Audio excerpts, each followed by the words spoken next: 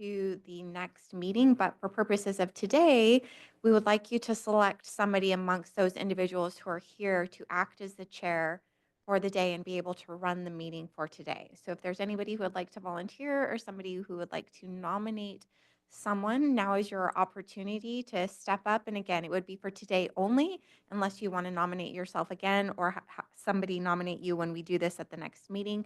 The meetings will be in person going forward, so also keep that in mind if you're thinking about the year-long position. But for today, if there's somebody who wants to step up, we're looking for a nomination.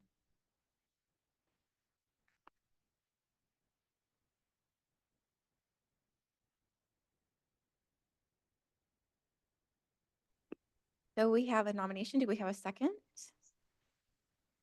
All those in favor? Aye. One opposed? Thank you, John. You are our chair for the day. So we will pass you the gavel and you'll move on with public comment. Okay, so we are now open for public comments. Is there anybody from the public who wishes to address the committee? Do we have folks online by chance? No. Okay.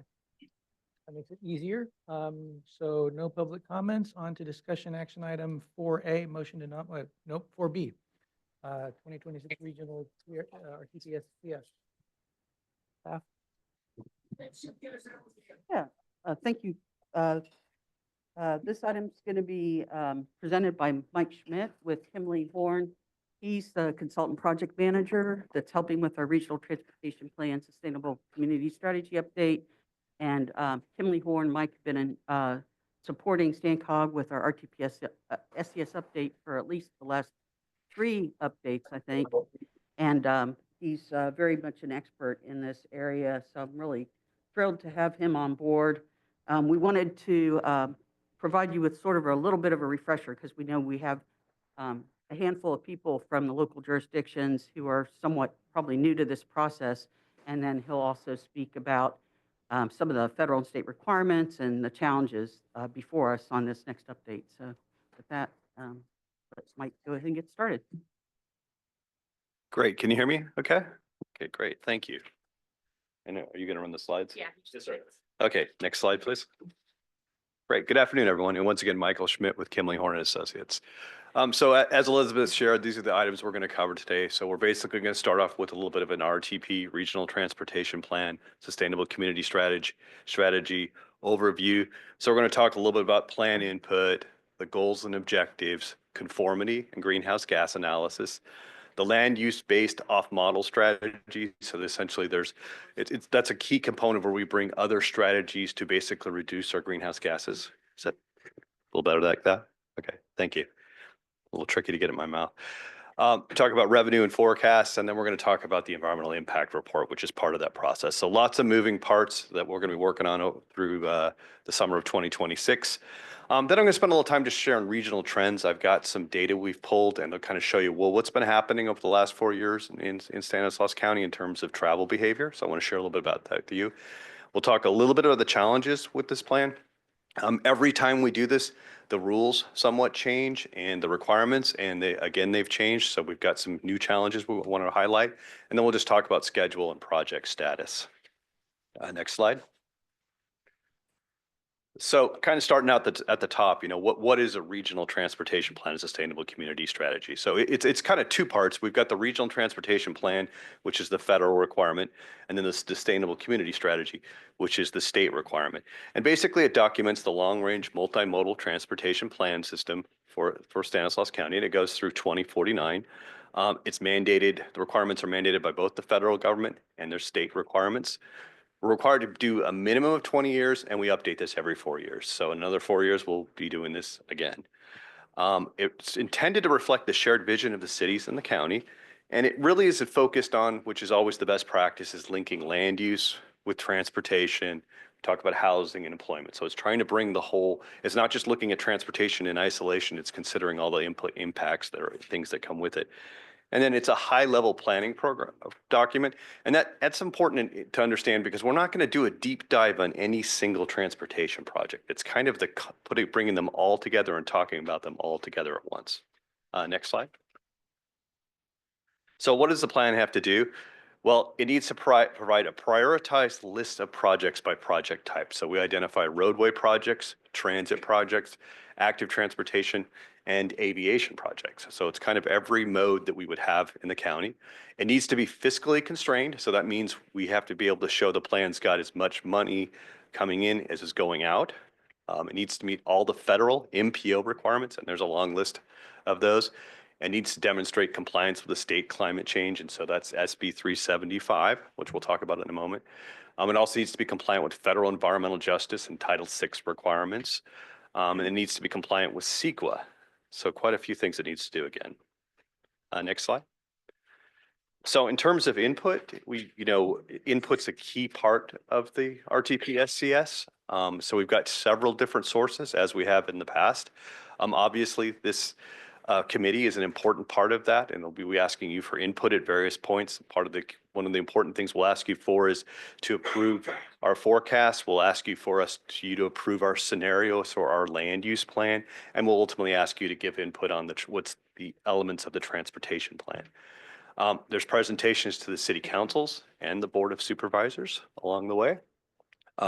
There's also meetings with city and county planning staff, and we've already done some of that before today. We've actually been out meeting with the agencies to talk about what their projects are, the transportation projects they've already got.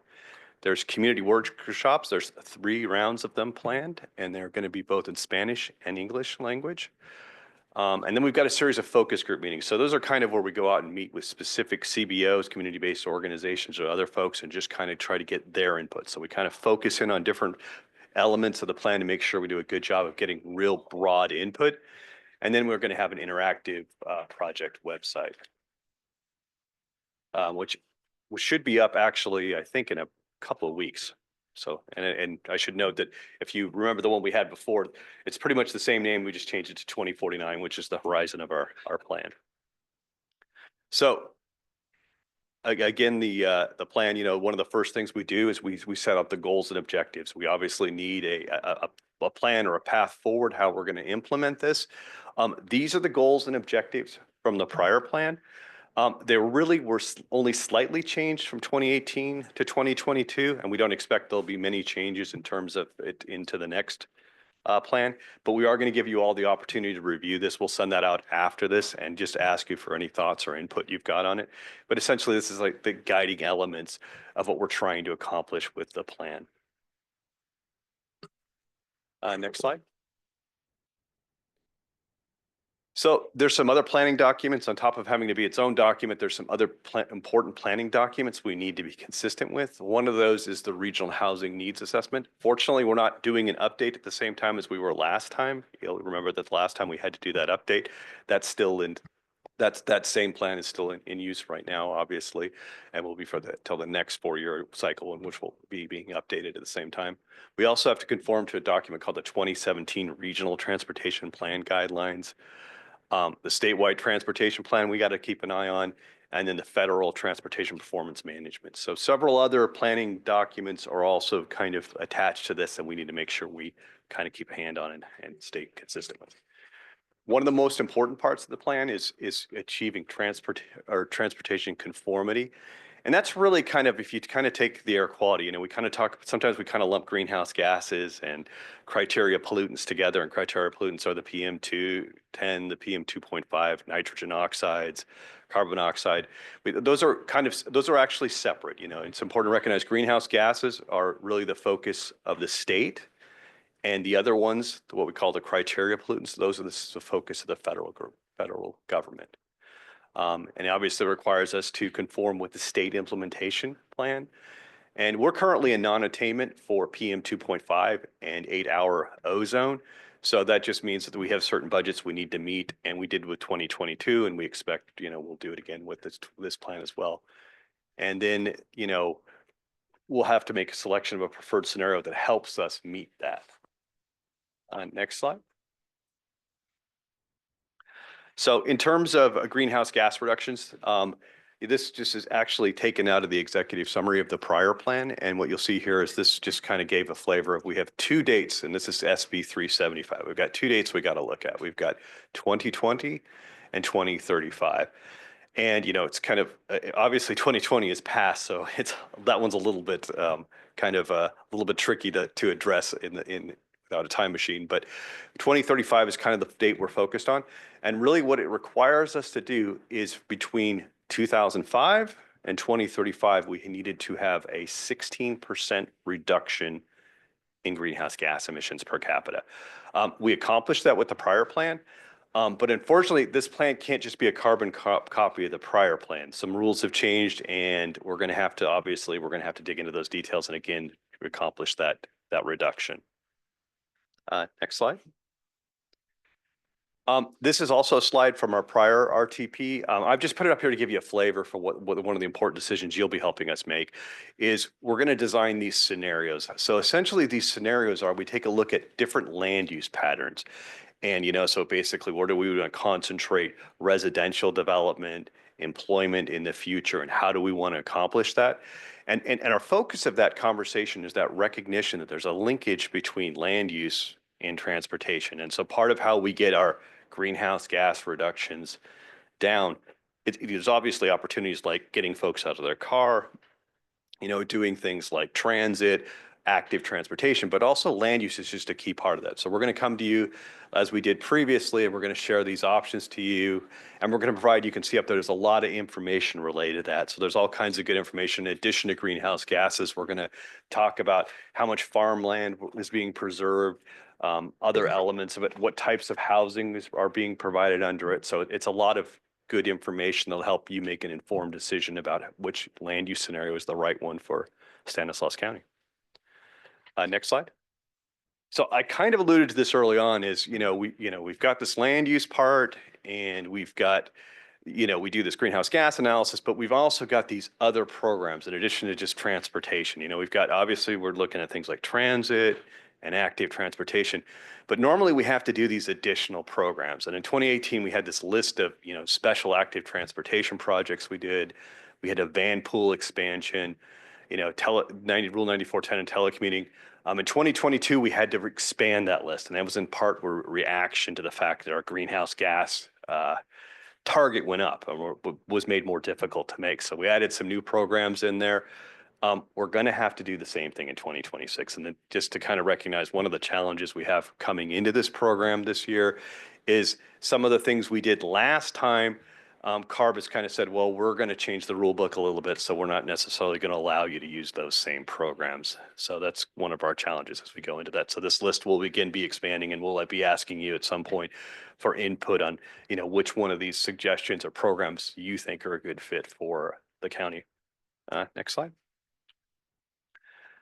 This just kind of, the point of this one is just, this is kind of a detailed little table, but I just want to don't want to lose sight of the fact that for us at some level, this is a kind of a complicated accounting exercise. So we've got to go through and every one of those little programs that I had up on the screen, you can see if you look at that, there's a little, estimated reduction. So we do a lot of the math and we actually model it and we figure out what's the greenhouse gas reduction we can attribute to each one of those other little programs that we designate for the county. And those are really important to helping us achieve the 16% reduction we're required to make. So if we don't have those, we definitely won't make it. But there's a lot of work that's done behind the scenes to make sure we can show this in sufficient detail so the Air Resource Board will accept it. Next slide. I kind of said at the onset, one of the things that we have to accomplish and always have to accomplish is we have to make a plan where the money coming in is more than the cost coming out over the horizon. And so we'll be working through 2049 this time. So a little bump out from the 2046 that we had. And you can see this is the slide from the last one. It shows the different sources of revenue that we forecasted over the lifespan of the project. And we had 8.7 billion, let's call it, and a total cost of, 6.8 billion. So we actually did a really good job of having a little bit of excess cash over forecasting, which really put us in a good situation. I will tell you that this is one of those areas we're concerned about because obviously inflation has been astronomically high. And every year we go through and take all those projects and we have to apply a construction cost index. And those numbers have been really high. So a lot of our buffer has been eaten up already just from inflation. So at the same time that our buffer has been eaten up, There's also some of the programs we were relying on look a little less promising in terms of potential revenue. So there's some concern as we go into this cycle of the RTP that we may be closer on the kind of on the bubble about having the right amount of revenue and the right cost. And that'll be an issue we'll have to cross when we get there, because ultimately what that's going to mean is if we can't show enough revenue, we may have to put some projects or programs into a second tier. And essentially that's just recognizing that we don't have a funding plan yet for them. And that's an important consideration. Don't have to deal with that today, but it's one of the things we need to raise as we go into this one, just as a potential outcome. Next slide. As I said, one of the requirements is we have to deal with CEQA for this program as well. And obviously, if most of you are probably familiar with the California Environmental Quality Act, it basically requires us to disclose any significant environmental impact that can be associated with the plan or program. And then we're obviously required to identify mitigation solutions to those, and we're obviously required to consider alternatives, which we do as part of the SCS process. And I'll just tell you, every time we do this, there is some potential significant impacts that are identified. It's very difficult, given the nature of this plan, to not have that be an outcome, because we're kind of have everything under the sun in terms of transportation included in it, but that's just one of the outcomes. Next slide. Just on the EIR, I do want to make the distinction again that this is a program EIR, not a project EIR. So if you do a specific, I don't know, if you're doing a project, small roadway widening or something, that you would do a project EIR. We're doing a program EIR, so it's kind of more high level, again, considering all the projects at once. So we're not effectively clearing any of the projects. That's worth noting. Those still be required to have their own CEQA analysis to be constructed if that's necessary. Next slide. One of the things we talked about last time, and we're going to have to talk about again, is induced demand. Induced demand is basically the phenomena that if the roads widened, well, we know typically that accommodates some growth, but also the actual act of widening the road has been demonstrated to induce some folks to make more trips. So the idea is if you're somebody who isn't making a trip because it's so congested and now it's less congested, that now you're like, okay, well, I'm going to make that trip that I wasn't making before. This is obviously a hot topic across the state. It's very, frankly, it's very controversial in some areas, obviously, because it's had the effect to make it very difficult under CEQA to develop some projects. So it's an issue. CARB also has made it a priority to have this conversation and this analysis included as part of our RTP as it was last time. So it's just one of those things we're going to have to deal with as we go through, because unfortunately what it does is every roadway widening actually has, every major roadway widening has some effect where, because it adds more traffic under the way we're required to analyze it, and actually kind of adds more greenhouse gases on top of what we'd expect too. So it gets a little complicated, but again, that's just an issue we're going to have to deal with as we get further into the plan. Next slide. So I'm just going to run through some history kind of data samples just to give you a flavor, what's been going on in Stanislaus County over the last 4 years or so. Just a little background of what I'm showing you. So this is a product called Replica. If you're familiar with it, it's a transportation analytics platform. And basically what it is it's the cell phone in your pocket, the GPS in your car. When you travel along, that information is being collected, and they use that information essentially to add it up and aggregate it and try to make some forecasts about this data. So this is kind of one of the best sources of information we have for just getting a picture about what's going on. And the first one I've got there is up there. It's just total trips. So how have we progressed for total trips over the last 4 years kind of thing? You can obviously see there's a bit of a blip related to COVID, but actually since 2019 we've steadily kind of stayed relatively steady, and we've kind of risen up a little bit, with total trips being about 1.84 million on a daily basis in Stanislaus County. Next slide. This next one is trip purpose.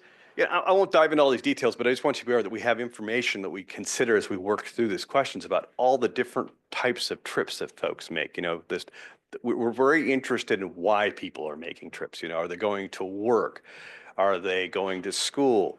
Are they going for some other reason? Because that helps us figure out what types of transportation improvements folks need and based on where they're going, so we can put transit in the right place or active transportation or other improvements so we meet those needs.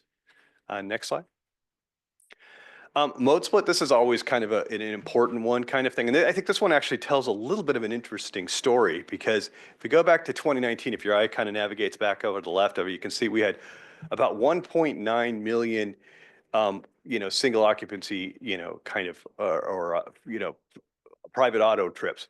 Well, you can see the total private auto trips have come down a little bit, but we've actually had an increase in auto passengers. So there's kind of an interesting story there that I think we're going to dig into a little bit. It's more folks are sharing a ride than they were 4 years ago, which is kind of interesting, kind of want to dive into that.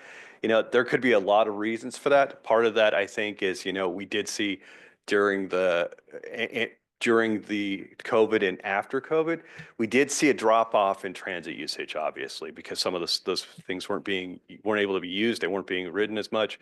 And so folks found a different way to get to the places we're going. And so more people were kind of hitching a ride with each other. So it was kind of an interesting outcome and it kind of has continued on. And you can see today, if you kind of look at your eye there, transit was like at about 10,000 per day or so, and now it's about 4,000. So we continue to not see transit fully recover from where it was prior to COVID. Next slide. This one just kind of shows, trips going in and out of the county. It's kind of up and down all over the place, but it's been relatively stable. Next slide. This is another important one for us. So trip distance. So one of the things we're always obsessing about when we're talking about greenhouse gases and some of the other things we have to deal with is VMT, vehicle miles traveled. You've probably heard something about that through the CEQA process. One of the interesting things we've seen is trips are becoming slightly shorter, so there used to be about, if you kind of look up there, you can see the average miles was about 10.7. Now they're about 10.5. So slightly shorter, which is good news because that means even though we've kind of gone up with more trips, they're getting a little bit shorter, which just reduces the overall impacts from air quality standpoint of greenhouse gases. Next slide. This is another interesting one that I think we've kind of seen throughout the state is, and this is kind of pre-COVID, post-COVID, is for some reason, like the peak hours have tended to get spread out. And that's just one of the things we've kind of noticed. So they've kind of gotten a little bit lower in some instances, and then a little more concentrated in other times. So we've had some shifts in times. If you kind of look at, you can kind of see like different changes. So that's just one of those things that's kind of interesting about how the transportation system is being used a little bit differently. Next slide. Work from home. This is one of the ones I have to dig into because it's got a little bit of an interesting blip in it. So I'm going to talk to Replica and make sure the data is all there. But that continues to be something that's important in terms of just reducing impacts. Unfortunately, one of the things we've learned about work from home is that people that work from home don't always stay home all day. So sometimes they're out making trips during the course of the day. So it doesn't actually always equate to a lower amount of travel. So that's one of the challenges that we've got with that. Because at first everyone was like, oh, this is great. This is going to solve our air quality problems because there's people working from home. That's not turning out to be completely the case. Next slide. Skip this slide. I'm going to, next slide. I'm going to go next slide. Those are some more detailed ones. I think I'm going to save those for a future meeting. But this one is of particular interest, and this is VMT per capita. And the reason I care about this one is because VMT per capita is almost exact speak for greenhouse gas per capita. So this is right at SB 375. This is right at what the California Air Resource Board wants us to talk about, the greenhouse gases. And this shows that we're going down, which is great news. We're kind of there at 24.8 in 2019, and now we're about 24. Doesn't sound like a big drop, but that's a big drop. So that's very helpful to us in terms of being able to kind of say, hey, we're trending in the right direction. So that's good news. Next slide. And this just kind of shows, this map just kind of shows a change over time kind of thing. And you'll just notice the purple areas are areas that are lowering their vehicle miles traveled. So they're traveling less. And again, this is one of those things you have to kind of dive into because I don't know, is this economics that's driving less travel? High price of gas over those years kind of thing. There's a lot of reasons. And a lot of times, sometimes these can be temporary because, maybe the cost of living is so high that it's reducing travel and maybe that'll change back up over time. We do know obviously that travel relates heavily to economic conditions. Next slide. So just a few more slides and I'll hand it over to Tom. But some of the challenges I kind of alluded to, one of the challenges always is the federal air quality conformity requirements need to be met. Very focused on that. That's a key outcome for this plan. We don't lose sight of that. As I said, SB 375, the state requirements related to greenhouse gases, this is going to be a challenge for us this time. And it's for the reasons we kind of talked about is that we've got that induced demand. We've got, we've got changing rules with the California Air Resource Board we have to do with. So we're knowing that that's going to be a challenge. And part of the other challenge we've got with this, which is kind of worth pointing out, is when I talk about land use being one of those important things, well, we're only going to add a little bit of land use over the next 20 years as compared to what's already in the ground. So all the tools we have in the toolbox have to come out. Like this, there's no single panacea to solve our challenges. Next slide. So just a slide, just high level, just to talk about the schedule, and then I think this may be my last slide, is, we're going to go, this project's going to go through 2026. I think we're planning for roughly quarterly meetings with this group. So we'll be coming back to you, and we're going to make a focus of coming to those meetings and making them have a lot of information. So we've kind of been, I think that the intent was to like space them out a little bit more, so it gives us time to produce meaningful results and to ask for meaningful input from you during those meetings. We've got a lot of different tasks going on throughout the process, and we're really going to start getting into the public output and some of those focus meetings in the coming months. Particularly during the summer, we're going to have to start those 3 rounds of outreach with the jurisdictions, and we'll be coming, physically to those jurisdictions. And as I said, they'll be in Spanish and in English. Next slide. I just included this only to make a point that one of the challenges we've got, and what it's driving our schedule a little bit differently, and I kind of have said this probably more than once already, is that CARB has changed the rule book. And so they're requiring us this time to do a lot of upfront work, which they haven't done previously. And they've kind of said, well, we really don't want you to do any outreach until you've done this upfront work. So they've kind of, it's gotten a little, the start off's a little more, it's been a little quiet since we actually started working on this project about 3 months ago, but we're having to do a lot of pre-work to get our ducks in a row before we can start really doing analysis that we can share and like do outreach. So that's kind of what's going on in the background. Next slide. And then this final slide. Just so what have we, actually, so just quickly, what have we been doing to date? We've been working on the travel demand model, the forecasting tool that Stanislaus County or StanCog uses to forecast travel demand into the future. We're going to talk about the population employment estimates in a minute, so I won't get into that, but there's been a lot of work done on that. We've been doing those project list updates. We've met with every jurisdiction, came out and met with them face to face and talked about the plans and dreams they've got for transportation. Next steps, the public involvement plan. It's going to be formalized. We've got, you saw there's dots on map, but we're going to tell you exactly what we're going to do and how we're going to do it. We're going to finalize addressing the California Resource Board's first requirements. We're going to begin the scenario planning, and then we're going to actually kick off the CEQA. There's a CEQA consultant that's going to start producing the EIR. You won't hear much about that till the tail end, but that's going to just be in the background running along. But with that, I'll pause, and if there's any questions, or thank you for your time. Any questions about the presentation? Are you okay? Real quick from the city of Modesto, you had said summer for the city council hearings, or is that? Well, I think this may be a little further out. I think we're going to start the meetings over the summer. We're going to start the going out to the jurisdictions, just asking for public input. So we kind of have this process where we go out and try to just get them to tell us about what are their concerns about transportation. But I think we'll do the city council and public or the board of supervisor meetings a little further out where we got something to bring to them that's more meaningful. So thank you. Okay, if there's no further questions, thank you for that presentation. Thank you. On item C. Great. Thomas Pogue is the director at the University Pacific Center for Business and Policy Research.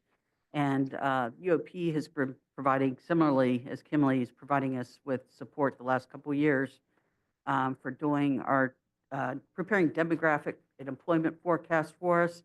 That information goes into our model and is really critical in the analysis that we conduct.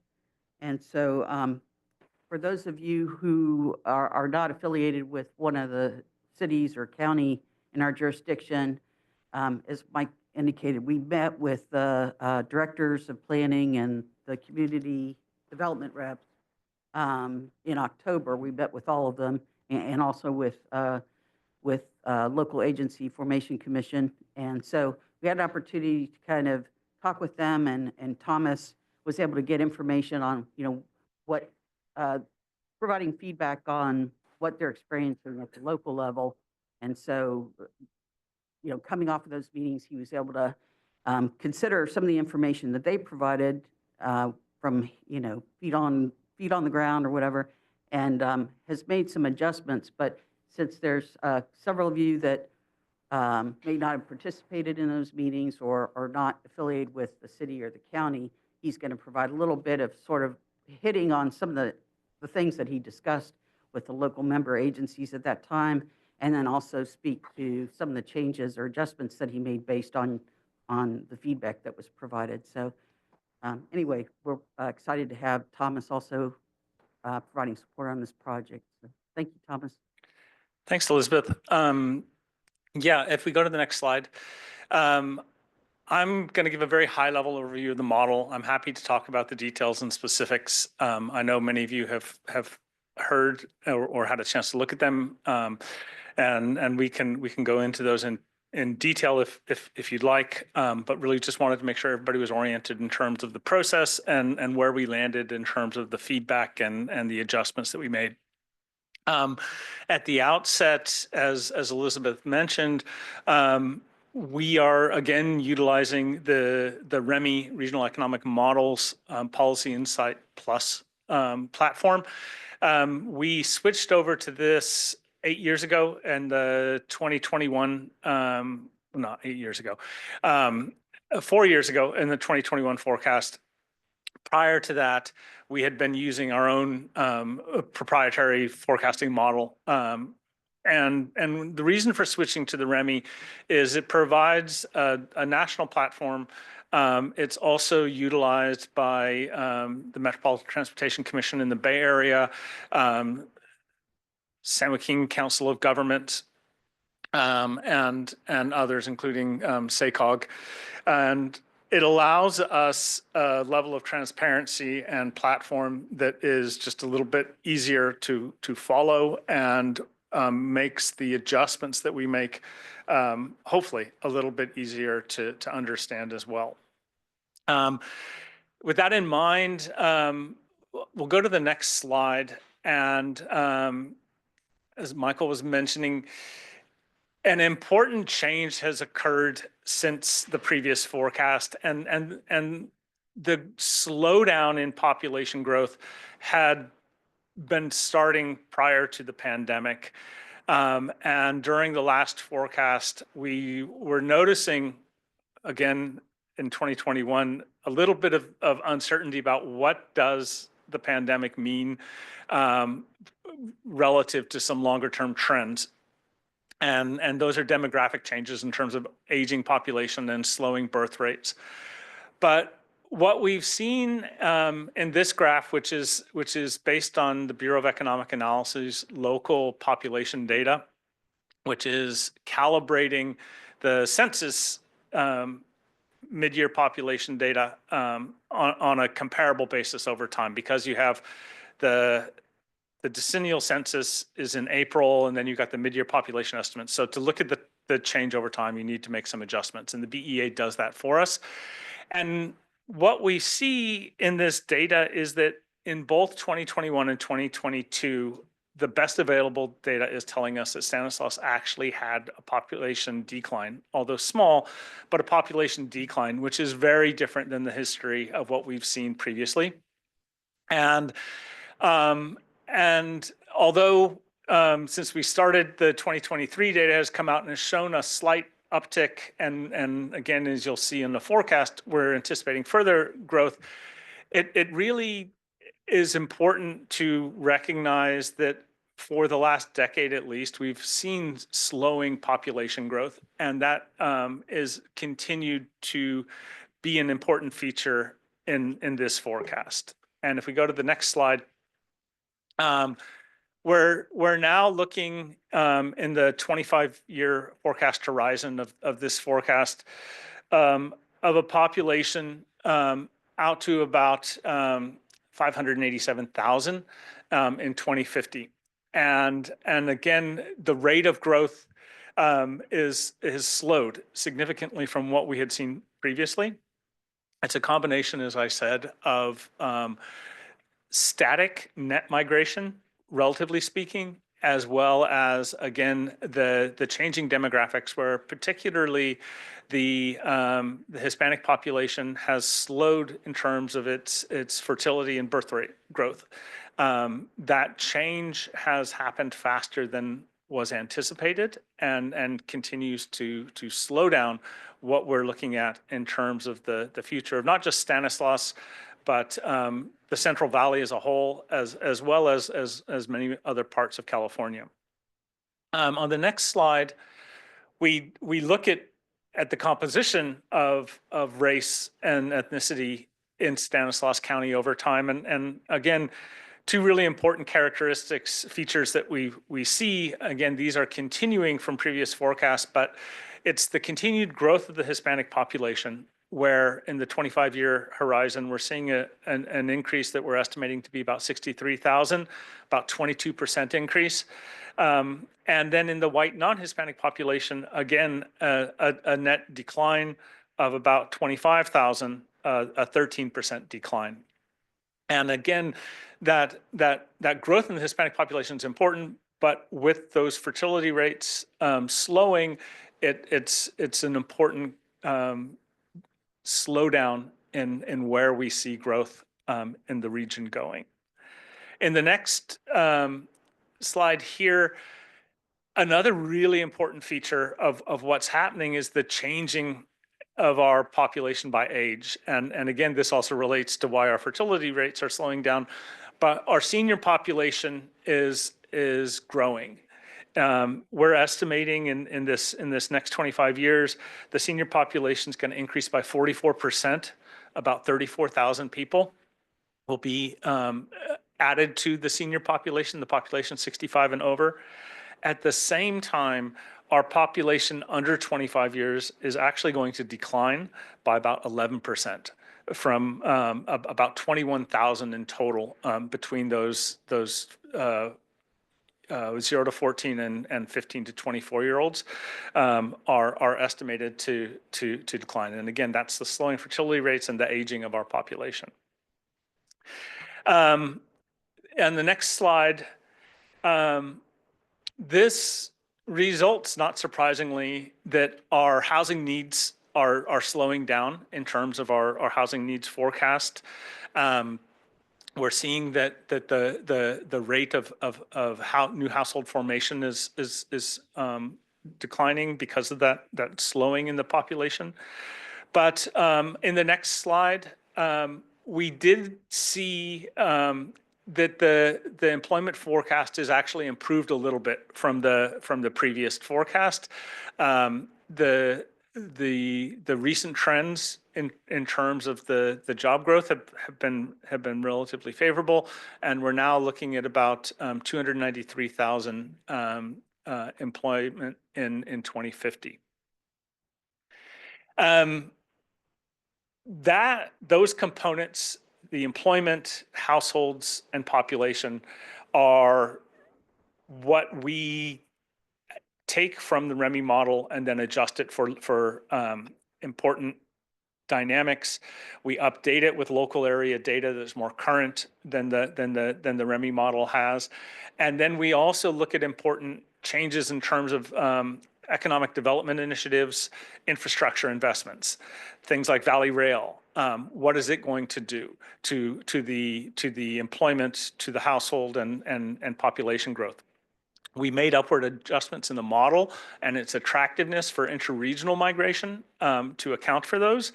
We also made adjustments to account for the fact that there are important economic development initiatives like STAN 2030 that are looking to further drive growth and improve employment prospects that aren't captured when you're looking back in some of the data. And that's what these numbers here at the county level are reflecting. But after we sort of set the county level forecast we need to look at what happens at the jurisdictional level for the RTP and SCS model. And in the next slide, we do that by looking at local growth dynamics and the structure of growth and change in the cities. In recent time, it gets difficult because once you start going below the county level, data gets very noisy in terms of the samples and the impacts of one employer moving in and out, and trying to look at what those trends mean over time requires several adjustments and accounting for statistical noise, which we talk about in the report, and I won't go into today, but I'm happy to talk about those processes in more detail. But as a sub-county forecast, we took what are called the census county subdivisions, and there are I'm trying to think now. I think there are 9 of them in Stanislaus County, and we aggregate them into 4 sub-county zones. We do that because the incorporated cities will go across those census designated subdivisions. And so by aggregating them, we can get an area that captures the entirety of the cities. As you see there, for instance, Modesto goes across 2 census subdivisions. And if you don't aggregate them, then which area is Modesto located in? How are you allocating the portions of populations or employment in those areas? And most importantly, when you subtract out the incorporated areas, what's happening in the unincorporated portions? So we designated those 4 areas, and we assigned the incorporated cities to each of them, which were captured in their entirety in those areas. And then what wasn't in an incorporated area is assigned to what's called unincorporated, and that's the county area, which is where we estimated across these 4 unincorporated regions population, employment, and household growth forecasts as well.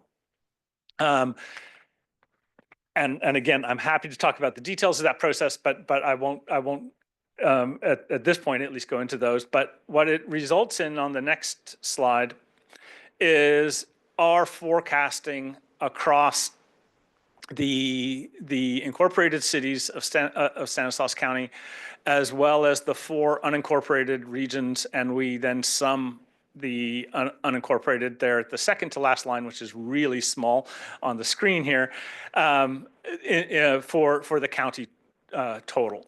And then the entirety of the cities and the county are the final line there. And again, looking at the population forecast, once we completed this and the household forecast and the employment forecast, we met with all the incorporated cities, the county, and LAFCO, and looked at the assumptions, looked at what the data was telling us, and we made a few adjustments. Primarily, the adjustments came from the fact that we saw in the city of Modesto and Patterson a lot of areas that were ready to grow, and in comparison, in terms of changes or not, we did see a little bit more constraint in the city of Turlock in terms of its estimated, looking backwards, future growth and the available land and their plans. And so there were some relatively minor adjustments that were made between Patterson and adding a little bit of growth to Patterson and Modesto, and slowing a bit the growth that we initially forecast in Turlock. But overall, we were relatively pleased from our conversations with the jurisdictions on where the forecast was landing and the components of growth that were estimated from our model. The next slide, again, breaks this down in terms of when we look at households. And for each area, we look at the demographics of households, because each area has a different demographic composition, which means the householder, the head of the household, is different sizes by different demographics. And so each jurisdiction, we look at how those demographics play out. And as we look at the population forecast and the demographic structure of that population forecast, we assign housing to those. And that's how we generate the local area housing forecast. I should mention that as I was getting ready for the talk today, I noticed that we had a glitch in the report that was sent out. And I will send to Elizabeth the table 7 in the report, the population forecast, and the table 9 and 10, the household forecast and household change table, need to be updated. The population forecast, the numbers are repeating on there. So anyway, we'll get that clarified and send that out to you after this meeting. But I did want to bring attention to that. The next slide, again, looks at top line employment by jurisdiction, which again is estimated through a process of looking at recent employment growth dynamics across the cities and envisioned industrial lands development and availability. And again, in the report, we have these details for the county broken out by sector, as well as for each of the jurisdictions. We have industry sector forecasts as well. Taking those with what they are as being relatively difficult to lean heavily onto because of the nature of the data and some of the dynamics with local area employers. Again, with one employer coming in or one employer leaving, there can be quite a bit of change that occurs in those. That next slide is the high level overview I wanted to give you all today. I'm happy to talk about the updated forecast or any questions you have. And again, appreciate the continued partnership and engagement we have with StanCog on working on this forecast. Are there any questions for our speaker? Yeah, I have a question. I just want to clarify for the unincorporated areas that you broke into 4, those numbers represent the cities within those areas and the county No. unincorporated, or No. just unincorporated? Just the unincorporated, the non-city populations and employment. And then just one more question. When we met, we talked a little bit about the adjustments we're going to include when you met with all the cities, some of their annexations that they had in process. And we had a confusion about whether those numbers were going to be included in unincorporated county or within the city. So I just want to confirm. They are cities, They're cities. right? Yeah. Any other questions for Mr. Pogue? Sorry, one more question. Is this going to be updated again before the 7th cycle, Rena? Yes. Okay, so this isn't going to play into our 7th cycle. No, the 7th cycle is still a ways off. Okay. So yeah. Seeing no more questions, thank you for the presentation. Very Thank you. informative. Okay, that brings us down to agenda item 5, Caltrans report. Do we have a Caltrans report? No. We do have Tom online. I don't know if you had a report. Tom, are you there? He's reconnecting right now, All right. please. Sorry about that. He has a well-prepared report, it looks like. Sorry, lost my notes. As far as this report, the only real thing I think I have to share with everybody is that the planning grants that we offer, their due date is in the 22nd I'd like to remind all the local agencies, if you're applying, to please contact us prior to your submittal so we can work with you to make sure everything is covered and it's as good as it can be. Other than that, I'm here if you need any assistance. Thank you. Thank you. Any questions for Caltrans? Seeing none, on to the management report. I think the only thing I wanted to mention on behalf of management is that I know when we originally reached out about reconvening the VBS, there were quite a few new members at the local agencies. And I think looking back for past Valley Vision Stanislaus Committee meetings, there were only a handful of local agencies that identified alternates.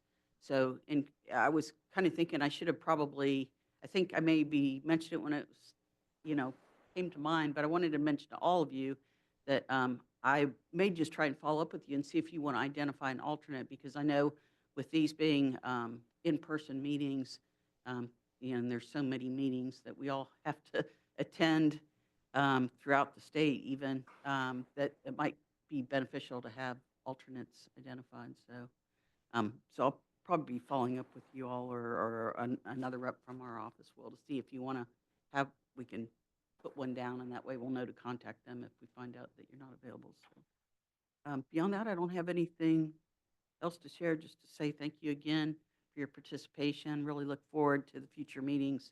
I think you'll find it very interesting, this whole process. So, oh, I'm sorry. Chair? Go ahead. Do you have a question? In the alternatives, are you just talking about public agencies or also representatives from like the CAC and the environmental justice Yeah, I think representative? it would or probably include all. I can check on that. That's a good Okay. question. But yeah, I think it's just having, we want to try and ensure we have a quorum, and if you have a representative that you feel like can participate, I think the folks that are that offer up, to volunteer are, they're familiar with this process, and we want you all to feel comfortable with it, so that when we have like a motion, for example, before us, like, the most major one during the course of our meetings will be identifying a preferred alternative to take to the board for recommendation.